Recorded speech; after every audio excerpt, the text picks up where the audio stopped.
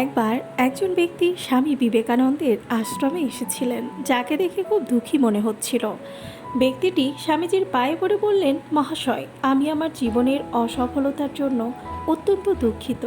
আমি শিক্ষিত এবং আমার প্রতিদিনের জীবনে আমি খুব পরিশ্রম করে কাজ করি, তবে কখনো সফল হতে পারিনি।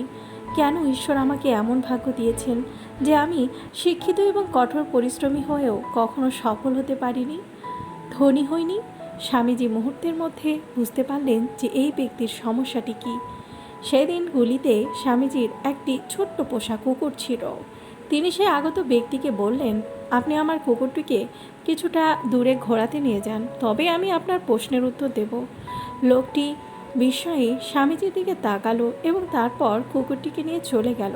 নির্ধারিত পথ চলার পর ব্যক্তিটি যখন ফিরল, স্বামীজি দেখলেন যে কুকুরটি হাঁপাচ্ছে আর খুব ক্লান্ত দেখাচ্ছে, কিন্তু সে আগত ব্যক্তির মুখটি উজ্জ্বল এবং ক্লান্তিহীন, এখনও জল করছে। স্বামীজি ব্যক্তিটিকে বলেছিলেন, এই কুকুরটি খুব ক্লান্ত, কিন্তু একই পরিবেশে আপনি ক্লান্ত নন। তখন ব্যক্তিটি বলেছিল যে আমি সোজা পথে চলে যাচ্ছিলাম, কিন্তু এই কুকুরটি রাস্তার সমস্ত কুকুরের পেছনে দৌড়াচ্ছিল এবং লড়াইয়ের পরে আমার কাছে ফিরে আসছিল। আমরা দুজনেই একইভাবে এসেছি, তবে এই কুকুরটি আমার চেয়ে অনেক বেশি চলেছে, তাই ক্লান্ত হয়ে পড়েছে। স্বামীজি হেসে বললেন, এটা আপনার সমস্ত প্রশ্নের উত্তর।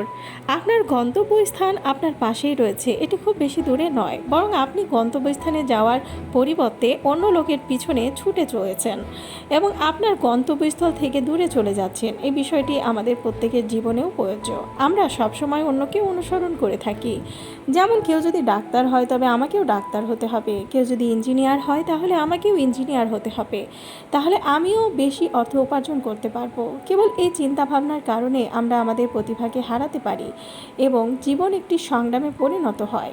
তাই বন্ধুরা, অন্যদের সাথে প্রতিযোগিতা না করে এবং আপনার নিজস্ব গন্তব্য তৈরি করুন।